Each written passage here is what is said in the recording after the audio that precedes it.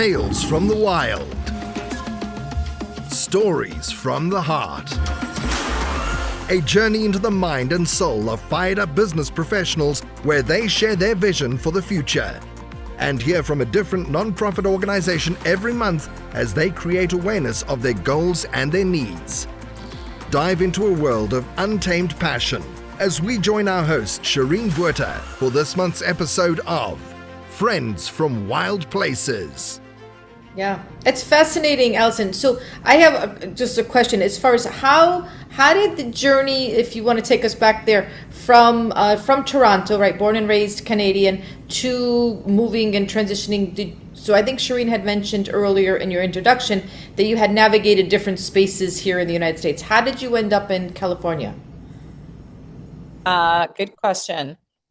So if any of you are astrology geeks, I'm a Pisces with a Gemini rising. So sometimes you swim in different directions, but we're known to be very flexible and adaptive. And one of my best friends in Toronto, Nadia, told me that she sees me living in 2 or 3 places in the world. So while I love Toronto, I think I had this very global perspective that I wanted to discover the rest of the world. So that led me, blame it on a New Jersey boy. A New Jersey boy took me to the US. For whatever reasons, I've stayed in the US and found great community. But, in New Jersey, I was working in New York, later living in New York. I fell in love with Manhattan. I lived down near Wall Street, near the water, and I love the energy of this city. I think people, if you haven't lived there and experienced it, sometimes you can just listen to stereotypes, but fell in love with the city. But I had a longing for the ocean, for the coast, for the mountains. When I lived in Toronto, I thought it was going to be British Columbia or Vancouver. But ultimately, through New York and Chicago, which is more Midwestern, very Canadian-like city, great metropolis. Eventually, I just put it on the line and moved to the Bay Area. Now, my only exposure to that, I'd come out here for different courses, so I knew a few people, but it was really taking a pretty big leap of faith that I felt that the weather and your access to trails and to the ocean was going to be a game changer for me. And the fact that it's kind of the heart of innovation to a large degree in the US and in the world, I just wanted to be at the pulse of that. So hence the big move, but I really didn't have community. I lived out of a suitcase in North Beach for a few months and just started to pave my way. And it's been the longest I've lived anywhere since leaving Toronto. So, and a big thing, even though I grew up in hockey rinks, I did have a hard time with the winters my whole life. And so California weather works for me. Wow. But that's kind of, and I think I have aspirations to go everywhere globally, like Shireen and others, but with a dog that keeps you a little bit more grounded in one place. But Yes. yeah, but that's kind of my path. But it came from, I think in my early 20s, I thought it was going to be British Columbia. I considered Australia, Singapore. I considered going to other places, but ultimately, I think I found a great place. And even though there's many Californians leaving the state, I still have found incredible community and joy just with what I have access to and the life I've been building. That's beautiful. That's beautiful. And so, and did I catch, is it your four-legged, is it North? Is that his name? Oh, okay, okay. So I want to hear a little bit more about that. I'm very passionate about the four-legged. So Oh, he's I have so one arriving in cute. a half an hour. Oh my gosh. Oh, I I'm gonna try and pull up a picture of Shireen and North. His new nickname is Northy or yeah, Norty or Northy because he just fell in love with Shireen. It was a little ridiculous. oh, I've got Tanya, you yeah, have to see them. this dog. Such a He had a beast. way of taming when Shireen took him out on walks. It was the shortest walk because he was looking for where I was, which is crazy. But anyway, Shireen was great. She rolled with it as And the surrogate mom. uh, Yes. listeners, so we're talking about North. This is Allison's beautiful four-legged baby. He is my gosh, he looks like a golden retriever, but he's actually a uh, English cream golden retriever. English cream golden retriever. A beautiful dog. But before we continue, I just want to jump in here with a little bit of a Buzzsprout ad. You know, listeners, you know Friends from Wild Places is a safe space. It is a safe space for business owners. It is a safe space for entrepreneurs and professionals from all stories and walks of life to come and share their wild hearts. This is the place. This is what we want to create for everyone, just to come and talk, come and be raw and real. We also create a space for nonprofits every month so that we can really lend a hand and help someone in need if possible, because we believe in giving back. It's a really big thing in life is giving back. The question is, do you have a message that you want to share with the world, or maybe you just think it'll be fun to have your own talk show? Podcasting is very easy. It is actually very inexpensive and fun to expand your reach online. To start your own podcast, we recommend using Buzzsprout. We love the platform. It's very user-friendly. You load your podcast up in one place, and it takes it all over to every platform that live streams. That's where it gets put up on. So it's very easy, very user-friendly. And if you go to the show notes, this lets Buzzsprout know that we sent you. And it really does help support the show. And just remember, Buzzsprout is passionate about helping you and us succeed. So with that said, back to you, Allison. Taking a leap to start a second business is a wild move. Let's talk about building a brand from scratch. When you are trying to get a new yoga business off the ground, standing out can be tough because you're in an area where there is a lot of different people giving yoga lessons. Very self-aware area, if I can say that. The Bay Area is all about health, and I stand to be corrected. It's something that I observed. People are very into their health. People are very into looking after themselves. So you do find a lot of healthy restaurants and a lot of places to stay fit. It's access to trails, hiking, biking, you name it. It's a lovely area, as you've just heard Allison say. It's absolutely beautiful. That's why I love it, is because everything is there. You have access to all of it. But with that being said, standing out can be really tough. So how are you bringing your unique voice to the wellness space, and how do you build that initial trust with your first clients? Yes, it's been a journey, initially as part-time. It's still something that I'm kind of in the early stealth stages of building. I have my first local retreat. I'm 2 or 3 weeks away. I wish the two of you were here, because it's set on a woman's property about 30, 40 minutes away. And I've coined it as strength and stillness. So it's a day really in the redwoods, and pretty excited. But how do I differentiate? So I think the Bay Area has been seen as a capital for yoga and wellness. There is many, many studios, many different types of practice. I'm blessed that I was trained and was a student and a member of the Meta Yoga Studio, which has 3 locations in Sausalito, Corte Madera, and San Rafael. I think it was just listening to the heart. You have to find your voice, just like the two of you in your respective businesses. It's not about being a copycat. It's listening to how you really, I think, what motivates you. And for me, it's the seasons. I love astrology. I fall in love with the moon. I like the lunar calendar.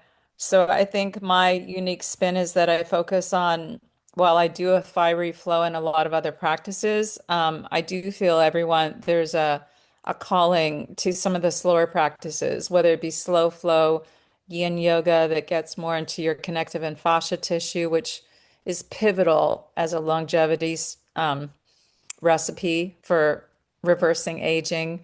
Restorative yoga. I'm studying nidra, which is almost like a sleep meditation with some Canadian teachers.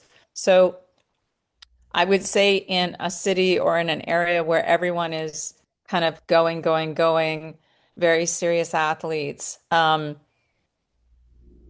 My studio is mainly a vinyasa flow studio, which again is more that fast pace. And I knew my calling was I want people to slow down. I want them to reset, come back into their body. So it's a lot of breath work. It's some of these different practices, but I feel it appeals to all ages, men and women.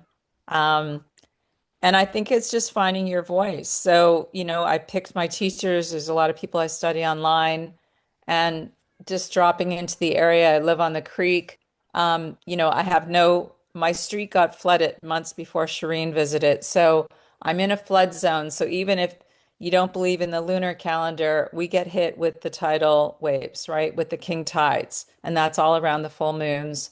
And so I like weaving that into my class and give themes so that my students have something to consider in terms of making maybe micro shifts to their habits. And I don't know, I think it's just, uh, I think it's just comes from the heart. I love all my students dearly, and I see the changes, whether someone's an athlete and, this one woman, studying and attending Harvard now to some people that have had injuries for life or for a long, long time that have been in discomfort, and hopefully they're just adding different practices into their day so that they're finding more comfort and flexibility.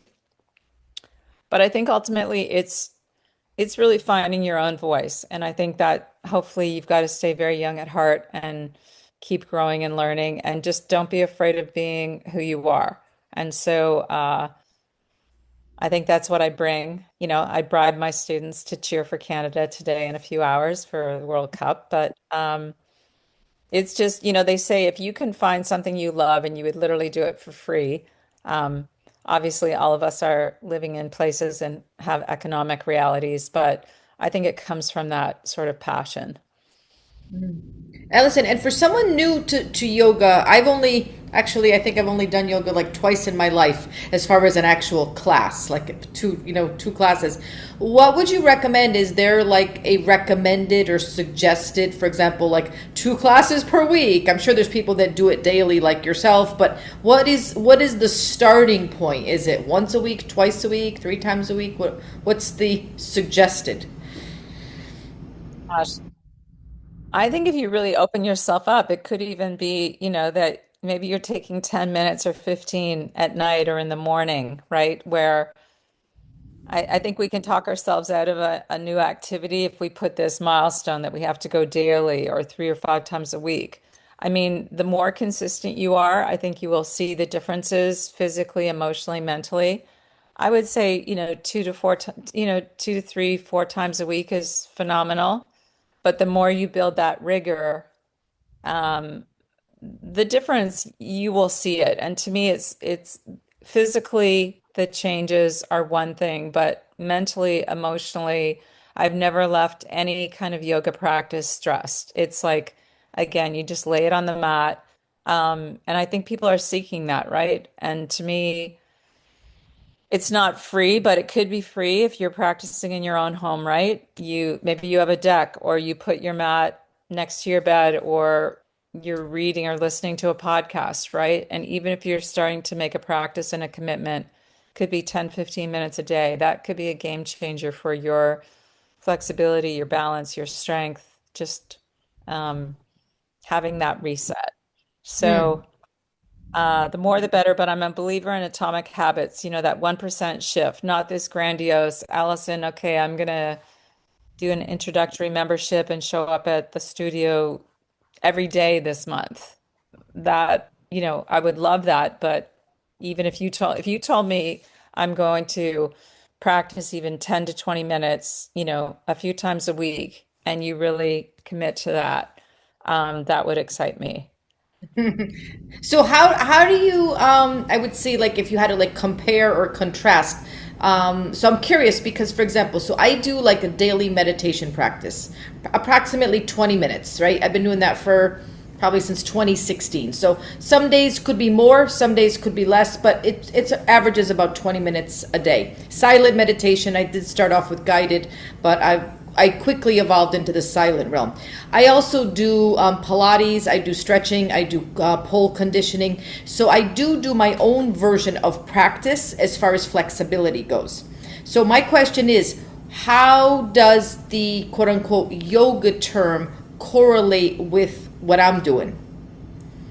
Uh, Doreen knows because she saw my reformer. I'm finishing a Pilates reformer certification in a few weeks, but so those are all incredible practices. Your strength, your strength, all of those pieces. I love the meditation practice. That is something that a lot of yoga student or teachers bring into, their practice into the class.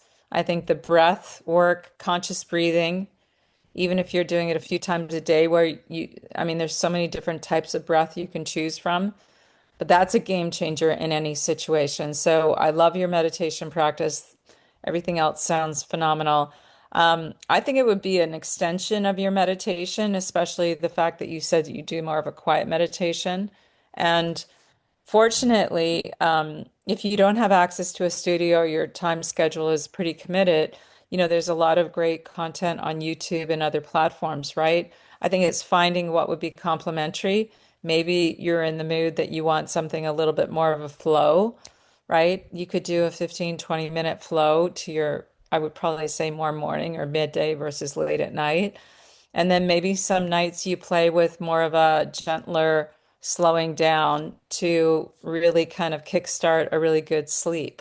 So I think there's a lot of rooms to play, and experience it. And everyone's personality is different. Maybe, for the summer, you're all go, go, go, and coming off of your Pilates, you want something more intense, but maybe you start playing around with something like yin, which will complement your other activities. And yin, again, if we don't, it's like flossing our teeth. If we don't kind of drop in and give some TLC to all the fascia and the connective tissue that basically surrounds all of our ligaments, our organs, then to me, it's kind of like an unknown vitamin, like a multivitamin. But I would love to coach you and throw you content and see what sticks and what you're loving. But I love what you've already shared. Thank you. No, I really appreciate you shedding light on yoga because many of our listeners, over time we do bring in wellness aspects and, health benefits and things of different types of modalities that people can try. And that's super exciting. Do you mind if I ask you under which, like, is it a brand for the Pilates Reformer certification? Because I was interested in actually pursuing that with my local one, which is Club Pilates, but I know there's different names. Yeah, there's actually a Club Pilates near here. I did a lot of research, and being from Toronto, there's Stott, there's so many, very classic ones. But after doing all my research and spending a lot of time on it, because it is a significant commitment, I went with it's Australian based, it's called Breathe Education. And what I love most about this is some of the in-person ones, you're meeting maybe for a weekend. This one, it's a longer format, very deep dive in all the areas, but you are getting the most teaching experience in that you are online virtually every week. They just throw you in, just like the quote, Yeah, do what Eleanor do. Roosevelt. So if you had no Pilates experience and you jumped into it, they would have you out of the gate in the live sessions with people all around the world, right? Teaching, even very, very early. So I think that kind of gets you, it is scary, right?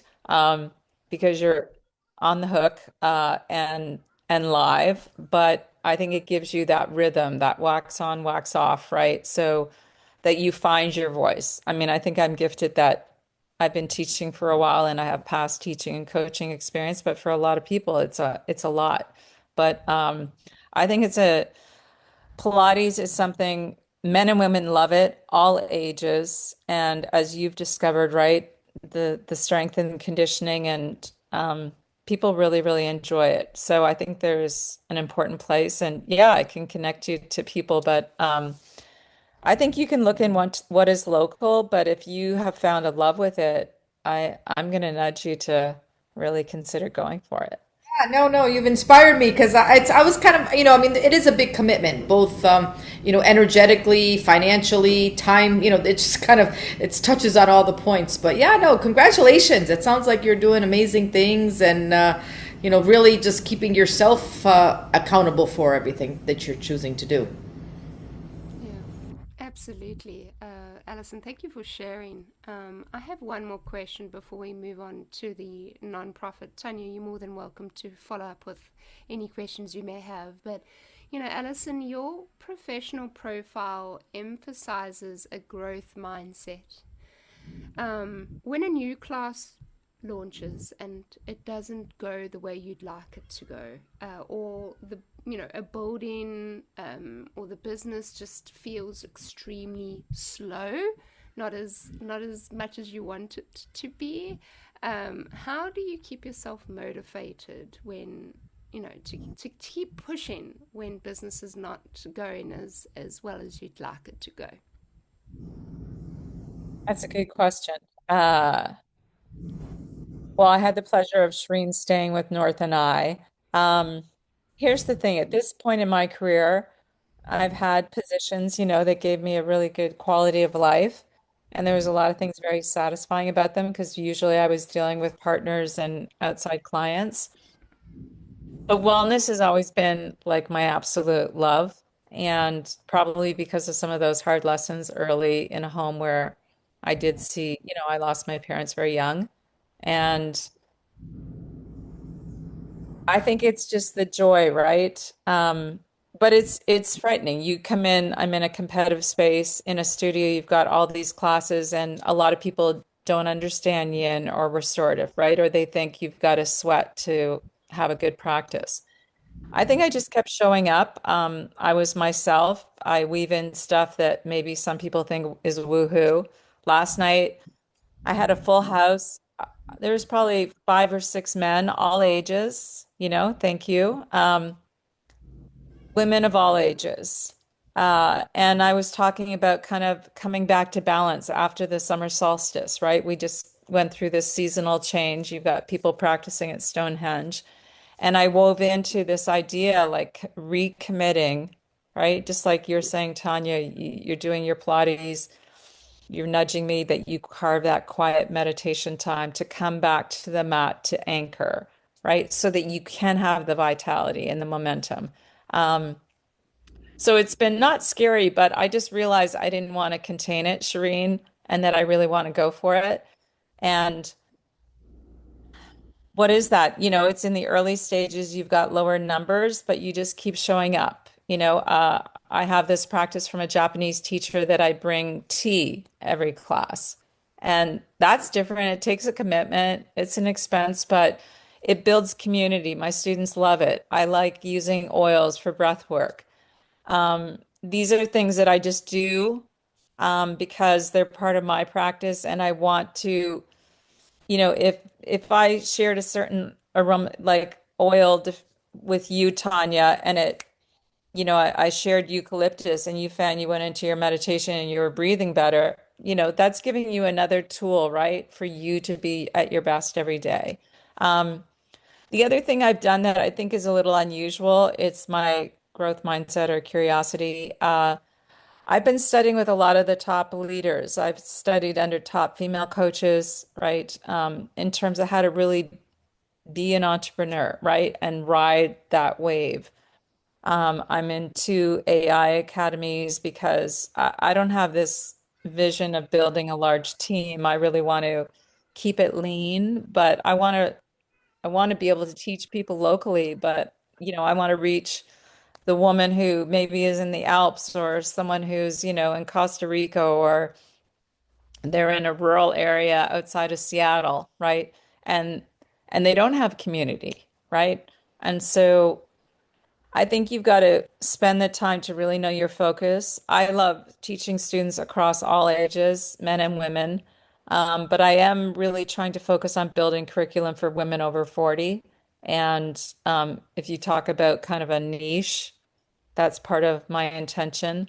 But again, it's committing time, resources, money to support a vision. And I would say I have lofty goals that, if I can get someone to have more peace of mind, better rest, better energy, rather than, them taking medication or whatever it is, then that's kind of my mission.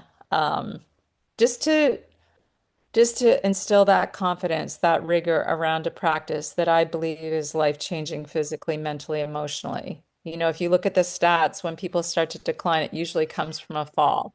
Now, I've had some falls, but Tanya, you're a testament of that balance, right? The flexibility, how that can make a difference as we age. And so I've just decided after decades of, pursuing other things that I really want to focus only on things that kind of stir my heart and that you would almost do for free because you just love it that much. And so I'm leaning in, but it's a commitment. It means you're almost living like you were back in high school or college. But I feel I'm on my path and my purpose. And that makes me feel like a kid, in spite of, yes, the realities of aging.